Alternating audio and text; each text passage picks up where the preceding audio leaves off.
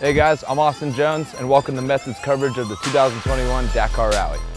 We're out here in Glamis, California doing some training. This car right here is a replica of what I'll be racing over there in the rally, so it's got a lot of the same stuff. Let's check it out. Some of the stages in the rally are super long, about 600 kilometers maybe, so we have to carry a ton of fuel. So on these cars we're running a 100-liter fuel tank, which is roughly about 40 gallons, about 4 times more than a regular UTV runs.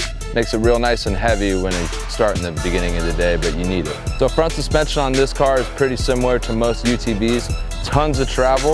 With this tire and wheel package, we really reduce a lot of that unsprung weight, which makes it much easier to tune and get dialed, as well as preserves a lot of that horsepower that we desperately need out there. So in the class that we're running out there at Dakar, we're limited to a 30-inch tire and a 14-inch wheel. So we have a tensor tire wrapped around a 14-inch Method bead grip technology wheel. We choose this because it shaves off a little bit of weight and we get the maximum amount of power that we possibly can out of the car.